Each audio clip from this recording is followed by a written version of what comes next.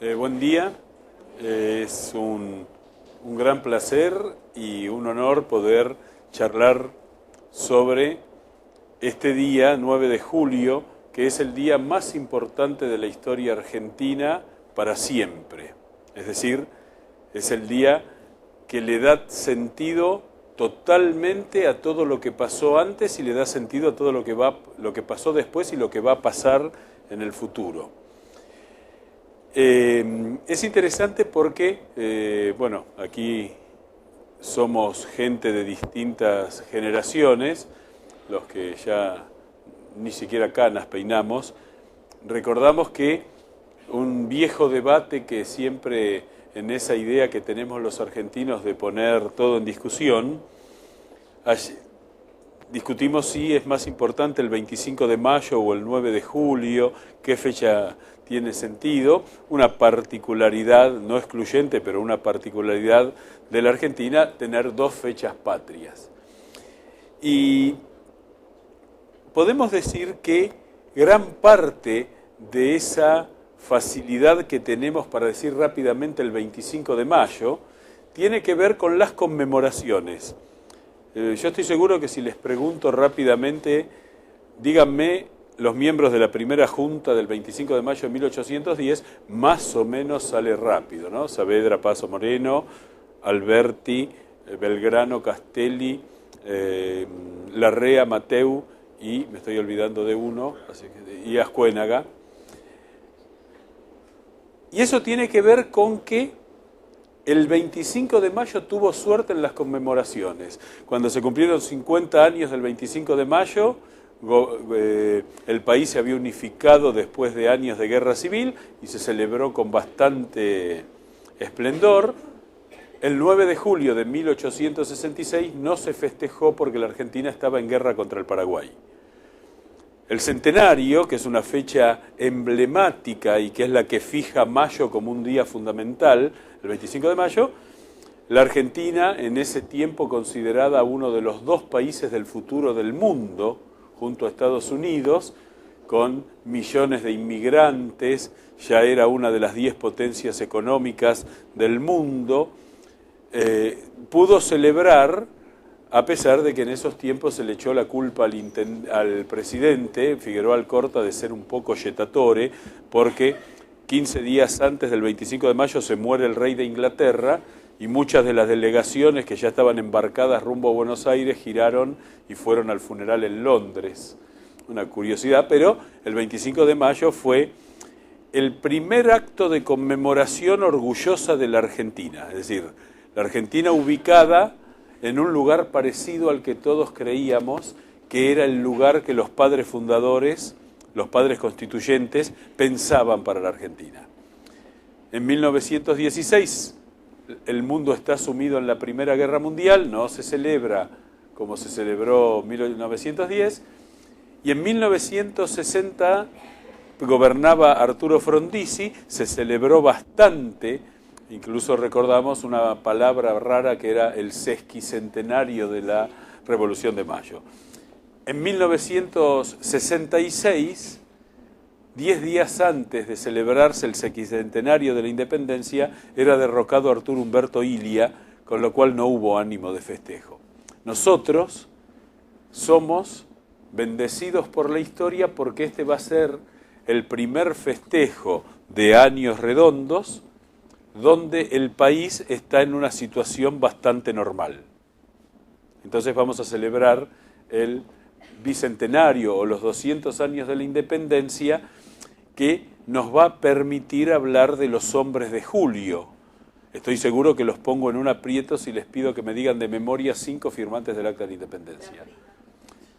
Salvo que ustedes sepan que hay una regla memotécnica en la ciudad que es salir desde Pacífico por Santa Fe rumbo al centro y están todos, Godoy Cruz, Oro, Darregueira, Uriarte, Tames, Serrano, Acevedo, Araos, Sánchez de Bustamante, Bulnes, Laprida, hasta Pueyrredón, que era diputado y es el director supremo de la Independencia. Después, si toman la parte de Almagro, de un lado está Sánchez de Loria, del otro Sánchez de Bustamante, de un lado Medrano, del otro Castro Barros, de un lado Colombres, del otro Jerónimo Salguero.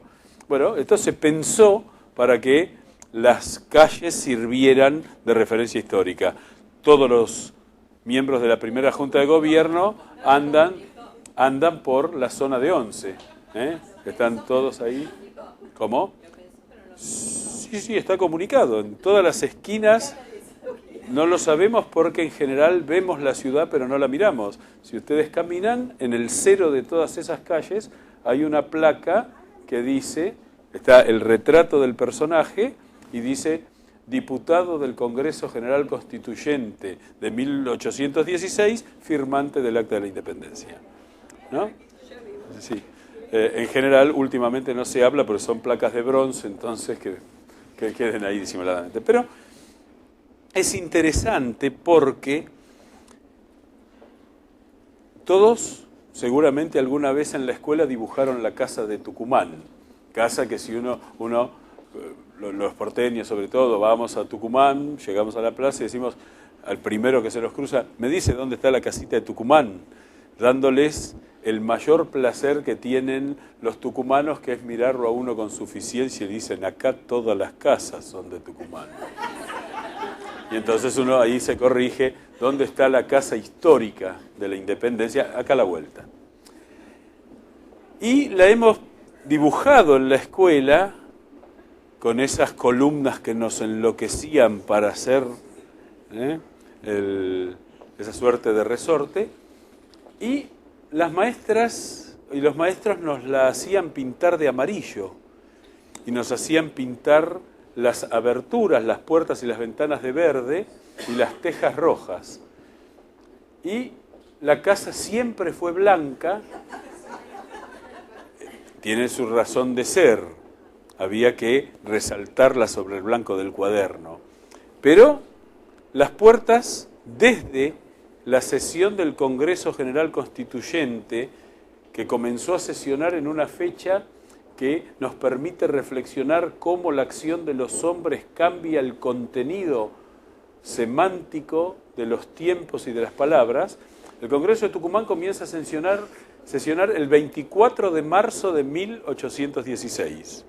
Una fecha que hoy para todos los argentinos adquiere una connotación absolutamente diferente, porque la acción de los hombres, cuando se convierte en historia, es decir, adquiere trascendencia, puede cambiar el significado incluso hacia atrás. Ese congreso, una de las primeras decisiones que tomó fue pintemos las puertas y pintemos las ventanas de azul para que todos los pueblos que caminen delante de esta casa vean los colores de la patria. Y, bueno, es interesante conocer esos detalles porque le empiezan a dar un sentido a todo. Y, bueno, pero digamos, lo importante es el hecho que podemos contemplar hoy en esa casita que además cuando llegamos es una pequeña casa. Piensen ustedes que en San Miguel del Tucumán, en 1816, vivían en la ciudad unos 2.000, 2.500 habitantes. En las chacras de alrededor vivían unos 5.000 más. Era una ciudad carente de importancia política porque fue ubicada allí porque estaba en la mitad del camino que unía las dos grandes ciudades del viejo virreinato, que eran Chuquisaca, la Atenas de América, y Buenos Aires, la capital. Entonces, para que más o menos fueran equilibrados los viajes, piensen ustedes que los 7 diputados porteños que fueron a San Miguel del Tucumán tardaron 2 meses y medio en llegar. Salió una infografía interesante en el diario La Nación, donde se hacen las comparaciones de todo el tiempo. Una carta expreso por medio de un chasqui tardaba 17, 18 días, si el tiempo lo permitía, ¿no? Si el clima lo permitía.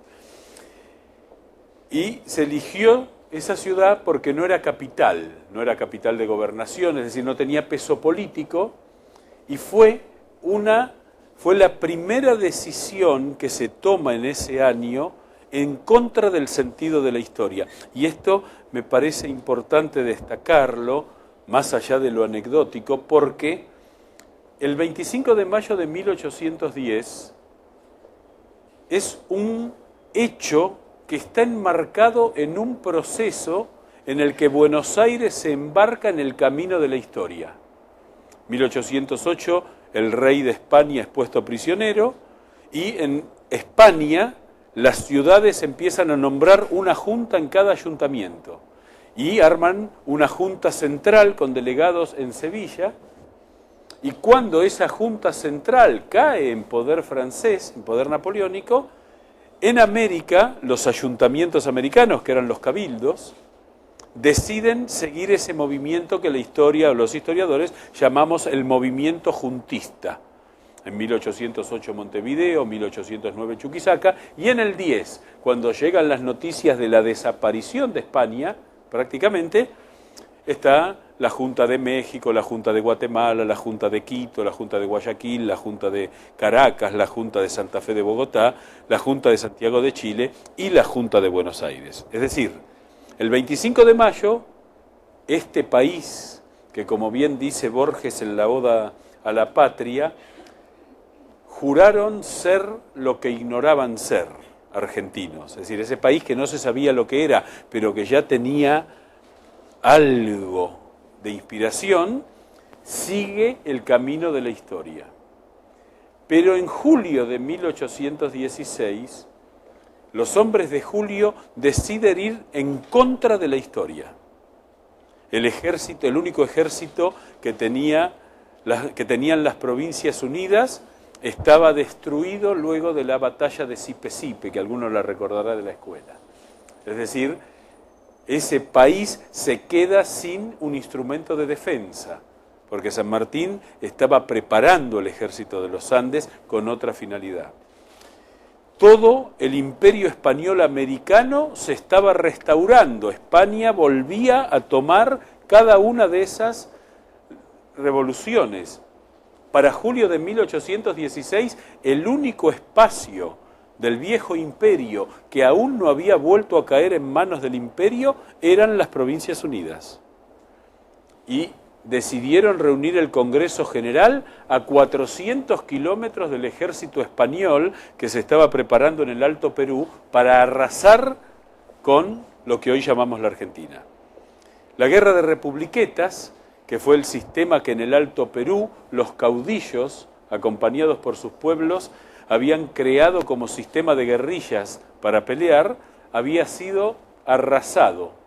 De hecho, en 4 meses, todos los jefes de las republiquetas, Padilla, Murillo, bueno, Murillo en el 10, pero Padilla, Camargo, Muñecas, Guarnes, estos los juntaron todos en Villa Crespo, fueron capturados, derrotadas sus guerrillas y ejecutados por medio del degüello. Porque además la represión del imperio fue brutal para que a nadie se le volviera a ocurrir. Y sin embargo, fueron ahí y se reunieron.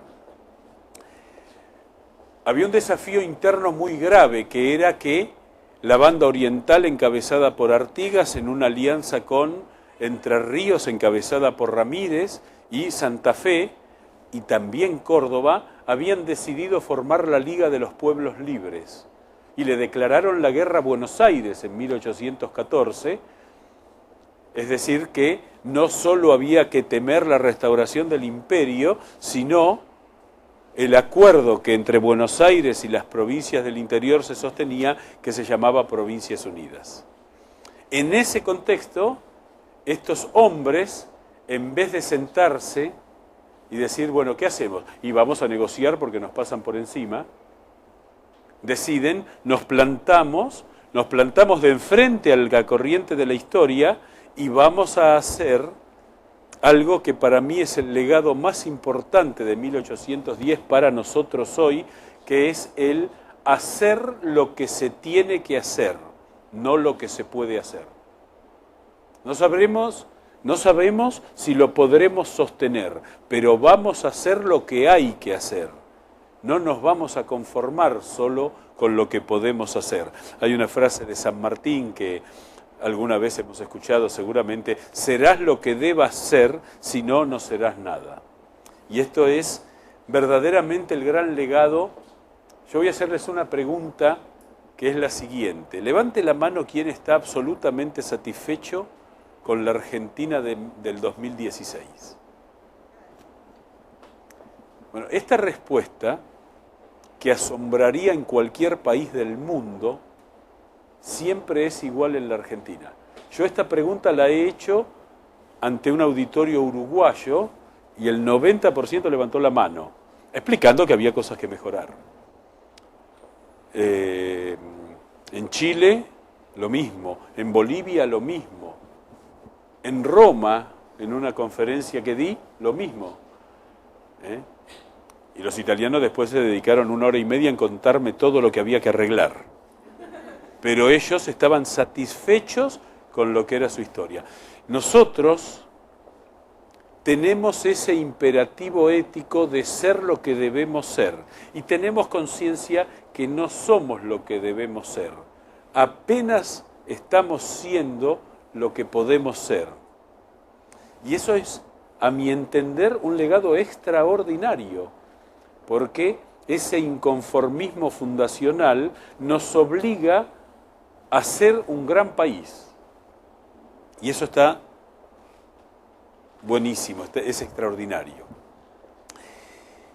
En aquellos tiempos, quisiera hablar de algunos temas históricos, hay 3 personajes que son el eje del poder en las Provincias Unidas, que son Belgrano, el genio político más importante de todos esos años, que había regresado de Europa, que había visto cómo dramáticamente había cambiado el escenario político de Europa ante la desaparición de Napoleón, la restauración de las monarquías absolutas, la Santa Alianza, es decir, cada cual arréglese con su imperio, que nosotros no nos vamos a ocupar del imperio de otro.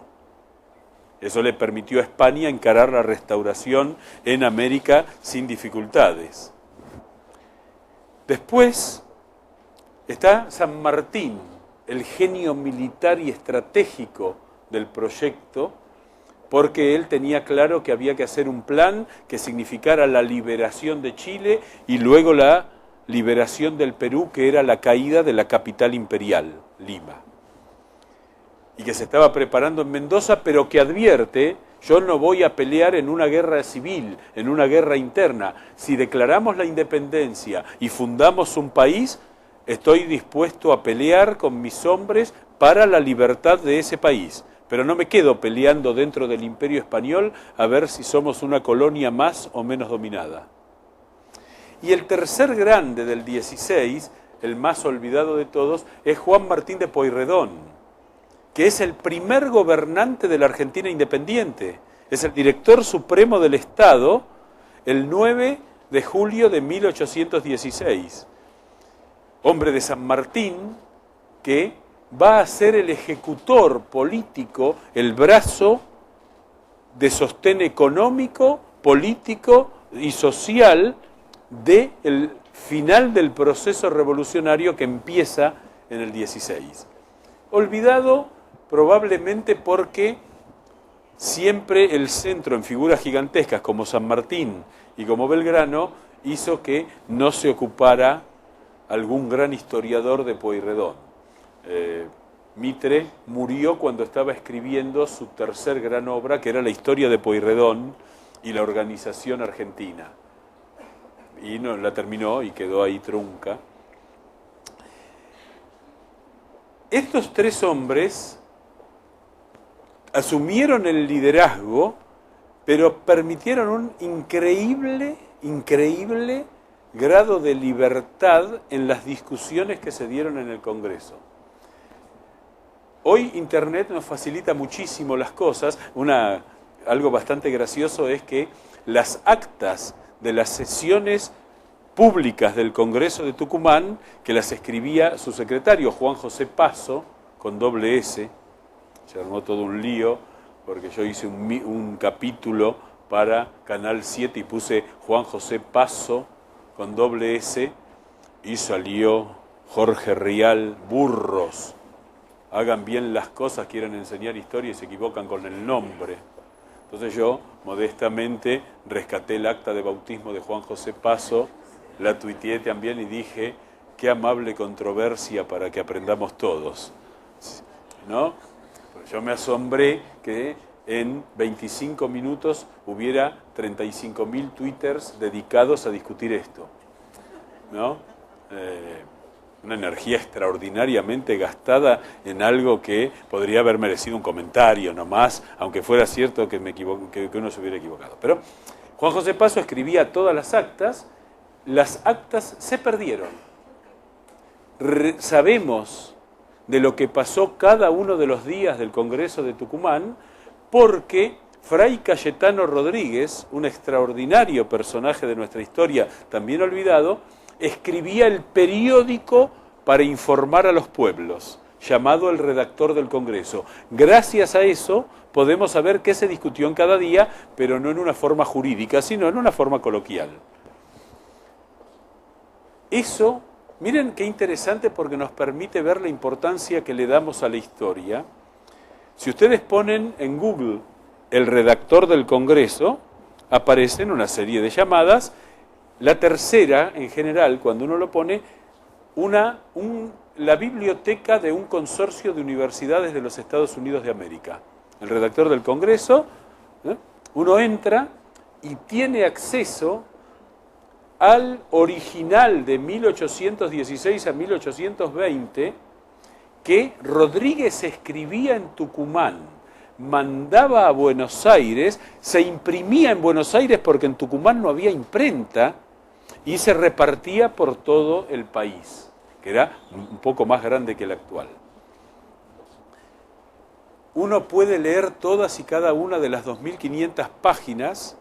Si quieren, hagan el ejercicio en estos días, poner el redactor del Congreso y buscar el acta del día que estamos viviendo. Por ejemplo, pueden ir ustedes y encontrar que el 7 de julio no se reunió nadie porque era el Día del Señor, un domingo. El 8 se reunieron y el 9 de julio, martes, se declaró la independencia. Y está todo contado. Lo que me impresiona mucho, cuando yo lo descubrí, dije, qué bárbaro, es que para Estados Unidos, para el sistema educativo universitario de los Estados Unidos, ese documento fue microfilmado porque se lo considera el documento más importante de la década de 1810 hecho en América del Sur. Y nosotros ni siquiera lo tenemos inventariado en las bibliotecas nacionales. Es interesante, porque yo tengo una frase de cabecera que uso mucho que es: el pez nunca ve el agua.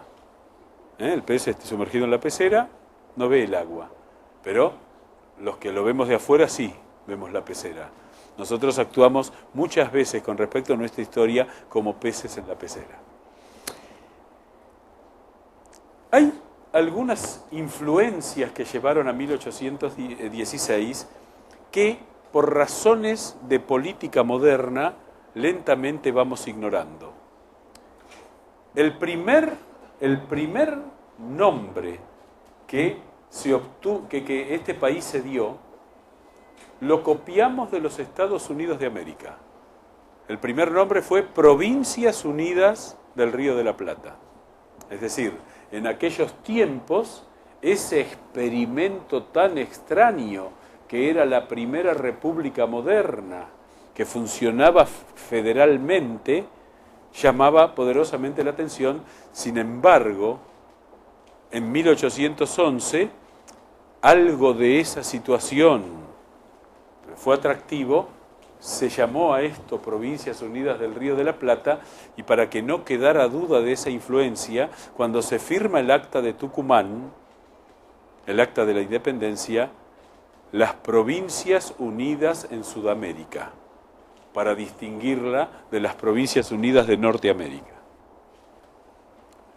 Como esto políticamente es incorrecto que los norteamericanos tengan algo que ver con nuestra historia, lo hemos soslayado. La historia es, los hechos son sagrados, y después lo que hagamos con eso en el presente es otro problema.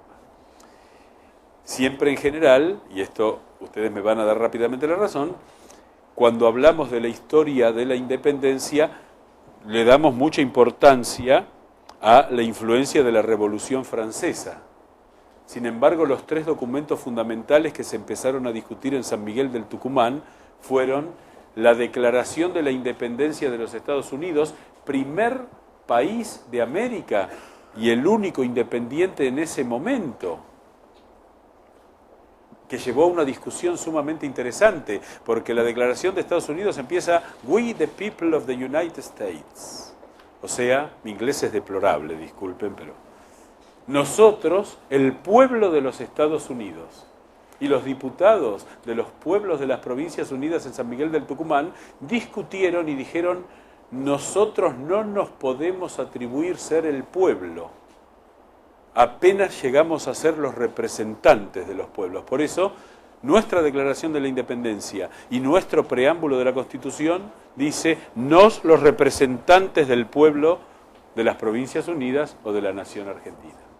Muy interesante, porque esto marca una presencia del pensamiento liberal en el sentido del respeto muy fuerte. Hablamos de liberalismo en el sentido clásico, que no tiene nada que ver a lo que hoy entendemos como liberalismo moderno.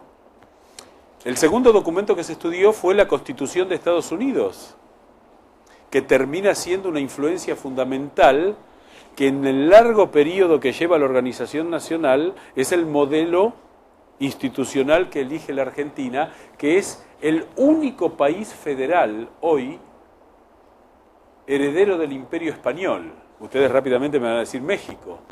México se hace federal cuando era un país unitario y decide hacerse federal administrativamente, delegando en los estados algunas atribuciones del Estado nacional. Nosotros nos hicimos federales dándole a la nación atribuciones de cada una de las provincias. Las provincias dejaron poder en un gobierno nacional. Después el ejercicio es otra cosa. Y el tercer documento que se lee fervorosamente, estos tres documentos los manda desde Baltimore, desde el puerto de Baltimore, el primer embajador argentino en los Estados Unidos de América, que es Martín Thompson, el marido de Mariquita,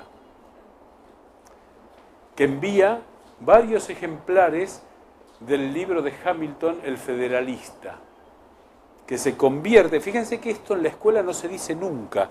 Hablamos de los libros de Rousseau, de los libros de Montesquieu, de los libros de Descartes, como, digamos, filosofía política que sostiene el proceso revolucionario, pero no se habla de esto porque hace muchos años que nos conviene llevarnos mal con Estados Unidos, incluso en la historia.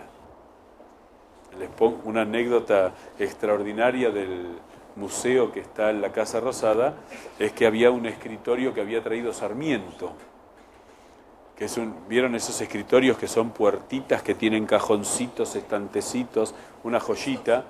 Pero uno piensa que incómodo, y sobre todo si hay que buscar algo rápido, uno no puede. Y decía la siguiente frase, fíjense ustedes cómo se distorsiona, cómo se puede tratar de cambiar los hechos. Escritorio traído por Domingo Faustino Sarmiento luego de su viaje a Estados Unidos. Cuando lo correcto hubiera sido luego de ser embajador, porque no fue a viajar, fue como embajador. Pero la frase que sigue es extraordinaria en el sentido de cómo podemos armar un relato, aclarando que yo les estoy relatando la historia, y los historiadores en general relatamos la historia y el relato está bien. Lo que pasa es que tenemos la obligación de contar los hechos, contar todos los hechos y establecer el contexto. Y decía abajo, este escritorio es la demostración que las élites dominantes de ese tiempo privilegiaban el trabajo extranjero al trabajo de los argentinos. Asombroso que Sarmiento haya hecho semejante elaboración, ¿no? Volviendo entonces, digamos, ha habido, y todos somos, acá hay mucha gente mucho más joven que yo, los que rondamos los 50 somos pocos, pero se ha acentuado esta idea de que nos tenemos que alejar de Estados Unidos.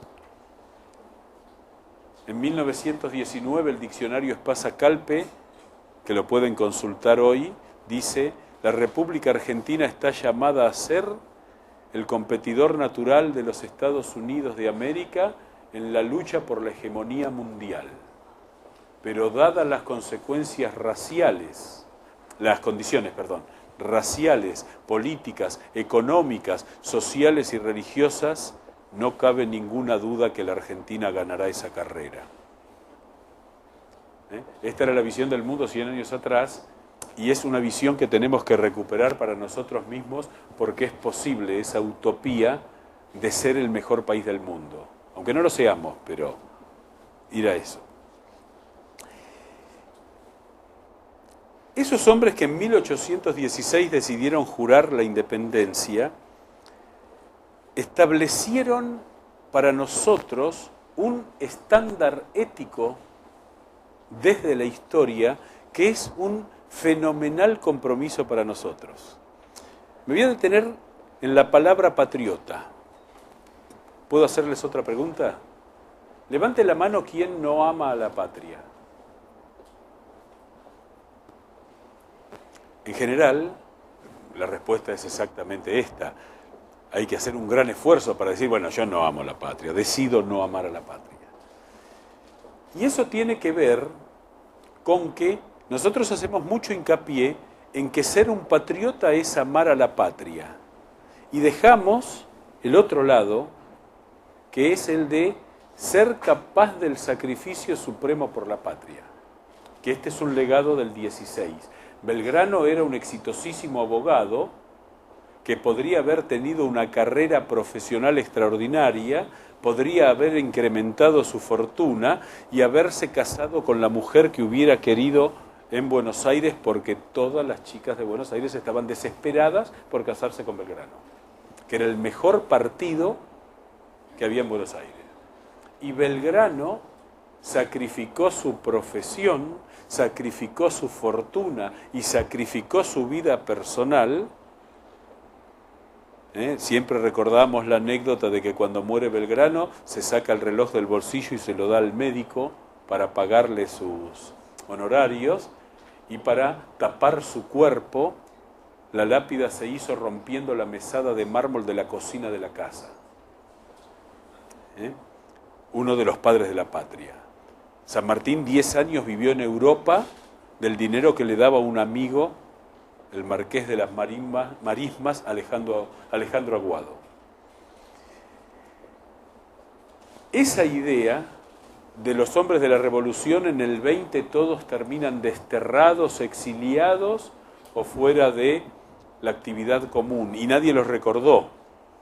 De Belgrano salió la muerte en los diarios de Buenos Aires 3 semanas después. Ni siquiera se detectó que se había muerto Belgrano. Piensen ustedes que San Martín muere en Europa y recién 30 años después traemos su cuerpo a Buenos Aires.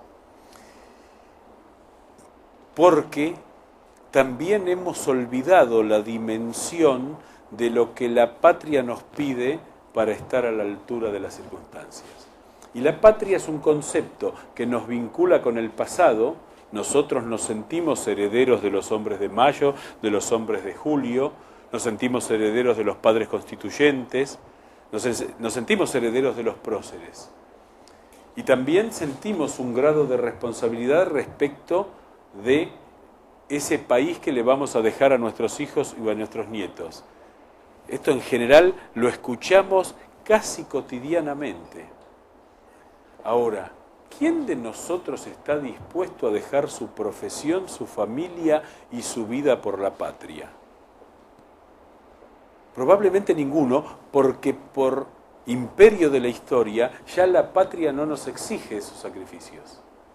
Porque hoy tenemos la enorme tranquilidad de vivir en un país que está organizado, de un país cuyas instituciones funcionan, y si uno mira los últimos 32 años desde la restauración de la República, en 1983, aún terribles crisis como la del 89, 90, la del 2001, se resolvieron dentro de la Constitución, cosa que los que ya ni siquiera canas peinamos, antes no era así, por problemas menores que lo del 89, 90 o del 2001, terminábamos sin instituciones. Bueno, aprendimos eso y hoy vivimos en un país donde tenemos que enfrentar enorme cantidad de desafíos, pero sabemos en qué marco lo tenemos que hacer. Eso es lo que la patria ha hecho para que nuestro sacrificio sea menor. ¿Sí? El otro día me dio relativamente gracia que el administrador federal de impuestos de ingresos públicos dijera que pagar los impuestos era un acto de patriotismo y que había que hacer ese sacrificio, ¿no?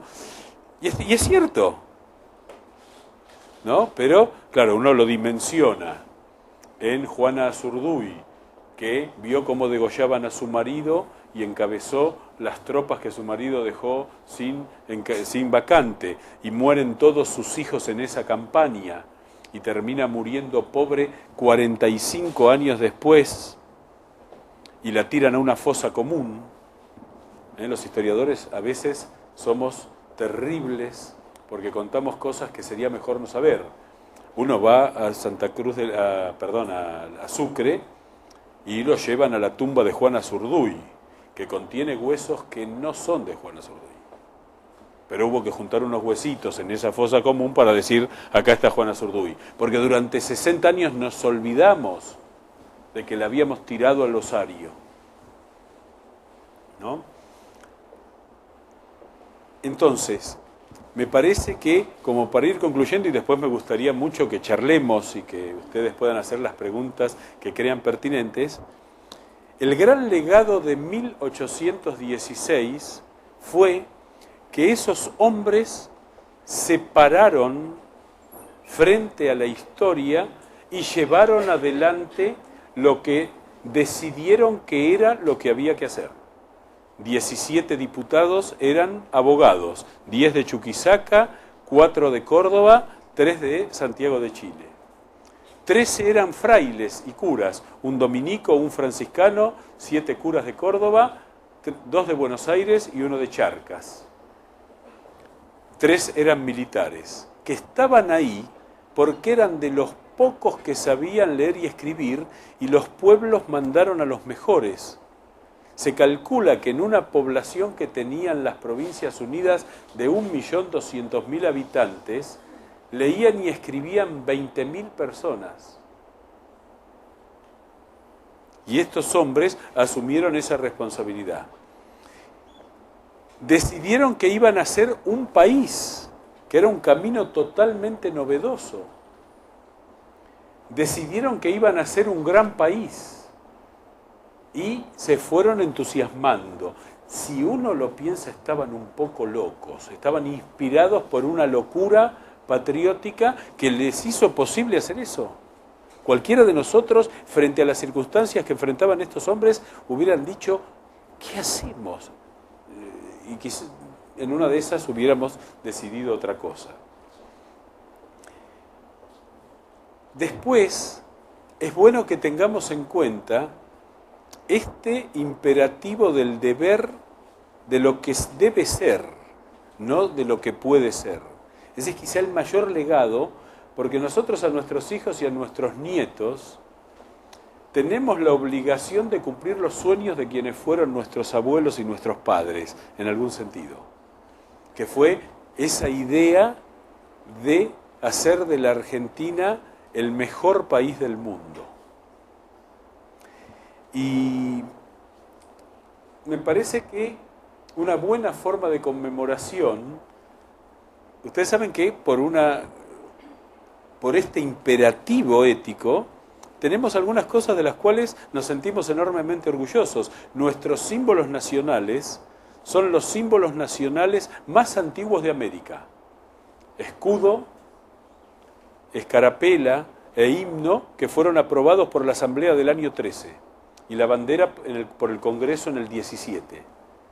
incluso Estados Unidos, que es anterior a nosotros, los símbolos nacionales son posteriores.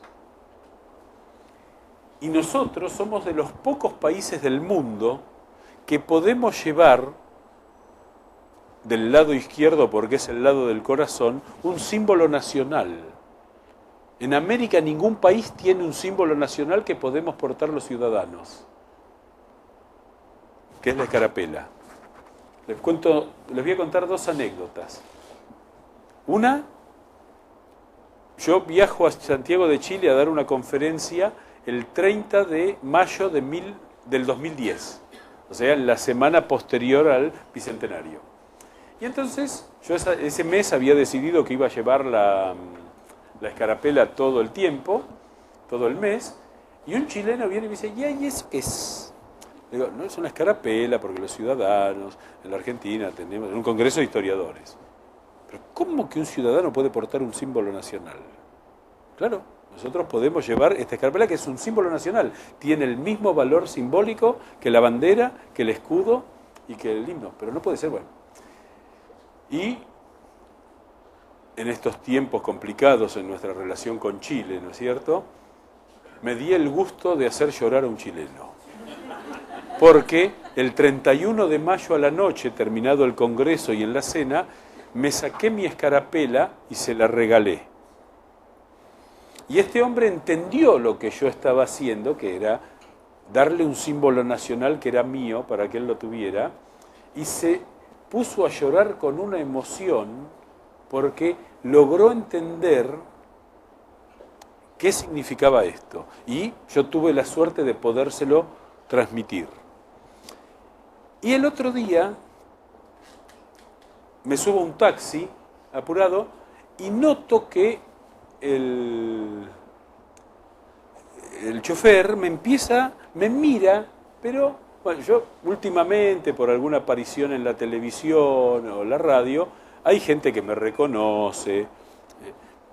Entonces, siempre uno que tiene cierto narcisismo descontrolado suponía que me estaba mirando porque me había visto por ahí. Pero lo que me desconcertaba era la mirada tristísima de este hombre que me miraba, ¿no? Entonces, le saco el tema, ¿cómo le veo? Miro el nombre, un nombre árabe impronunciable. Entonces le pregunto, bueno, ponemos a hablar. Claramente no tenía idea quién yo era, así que golpe al narcisismo, nueva sesión de terapia. Y me dice, entonces me dice, sí, porque yo soy un refugiado sirio. Yo me vine hace 2 años a vivir aquí, vivía en Damasco y me vine para acá. Le digo, pero usted habla muy bien castellano. Sí, yo era guía de turismo. Hablo castellano porque era guía de turismo. Y cuando el desastre me obligó a buscar un destino, me acordé que mi padre siempre me hablaba de un tío que se había venido de Damasco a la Argentina. Entonces, sabía castellano. Algún pariente estaba acá, me vine a la Argentina. Y ahí empezó a despotricar contra lo mismo que despotricamos todos los argentinos, el tránsito, la inflación, los funcionarios corruptos, todo. Y en un momento dado se detiene y dice, pero le quiero decir algo, ustedes son buenos. Le digo, no parece ser la impresión que me dejaba todo el relato anterior. No, usted sabe, yo llegué acá hace 2 años y desde el primer día me trataron como uno más. Es decir, yo desde el día que llegué acá soy un argentino más. Ustedes son buenos aunque no se den cuenta. Y yo creo que esto, que fue muy emocionante, tiene que ver con eso que empezó en el 9 de julio de 1816. Les hago una recomendación para el sábado. Primero, el otro día estuve con el ministro Lombardi y a las 0 horas la cadena nacional tiene preparada una sorpresa. No sé qué, si no se los diría, pero... Así que a las 0 horas, que es cuando se pasa el himno, algo interesante va a pasar. Se ha vuelto al viejo protocolo nacional, que es que el himno nacional por cadena solo se toca los días de la patria, 9 de julio y 25 de mayo. no más los días de los próceres, porque no corresponde protocolarmente. De la misma manera que la escarapela, protocolarmente solo corresponde el 25 de mayo y el 9 de julio, o la semana de mayo y la semana de julio. Les sugiero que en Google, si en estos días tienen un ratito, busquen el redactor del Congreso, busquen lo que habla de una fecha cercana y sientan ese espíritu. Yo, es mi oficio, empecé leyendo uno y llevo leídas 700 páginas en un mes. No les propongo lo mismo, pero lean un poquito para entender qué pasó. Y entren en internet, busquen el viejo himno, el de la letra completa, el que yo me tuve que estudiar de memoria porque lo recitamos el día que prometimos la bandera en 4º grado. Oíd mortales el grito sagrado, libertad, libertad, libertad. Oíd el ruido de rotas cadenas, ved en trono la noble igualdad. Se levanta en la faz de la tierra una nueva y gloriosa nación, coronada a sus 100 de laureles y a sus plantas rendido un león. Yo estoy seguro que los que tienen menos de 30 han quedado desconcertados ante lo que acabo de recitar. La escuela tiene que recuperar esto. Bueno, se estudiaba todo eso. Y era un sentido, por ejemplo, uno que descubre ahí que eran tiempos monárquicos, coronada sus 100 de laureles, ya su trono dignísimo abrieron, coronados de gloria vivamos, o sea, era un himno monárquico. San Martín, Belgrano y Pueyrredón eran monárquicos. El que hace que la Argentina sea una república es un sanjuanino bastante olvidado que es Fray Justo Santa María de Oro, que cuando se propone la monarquía inca, que la propone Belgrano, dice, ¿cómo vamos a hacer un pueblo, cómo vamos a hacer un país con un gobierno que no consulte a los pueblos si nosotros estamos aquí porque los pueblos nos mandaron? Tenemos que crear un gobierno que permanentemente consulte a los pueblos. Y es el padre de la República, Fray Justo Santa María de Oro. Impriman el himno nacional, impriman la Declaración de la Independencia e impriman la Oda 1966 de Jorge Luis Borges. Nadie es la patria. Y en algún momento del día, del 9 de julio, 12:15 del mediodía se calcula que fue el momento de la firma del Acta de la Independencia. Solos, acompañados, reciten el viejo himno, reciten el Acta de la Independencia y después esa maravilla que escribió Borges, Oda 1966, que él la publicó el 9 de julio de 1966. Nadie es la patria, ni siquiera los símbolos. Nadie es la patria, pero todos lo somos. Es maravillosa, es maravillosa. Es la prueba contundente de que están equivocados quienes piensan que Borges no pensaba en la patria. Es extraordinaria. Y celebremos y festejemos. Improbablemente yo llegue a los 250 años de la independencia. A los 300 ya los descarté. Pero aprovechemos un momento en el que vivimos en un país normal con graves problemas, pero un país normal, y celebremos a esos locos de julio que hicieron este país. Así que yo les agradezco enormemente este momento. Muchísimas gracias.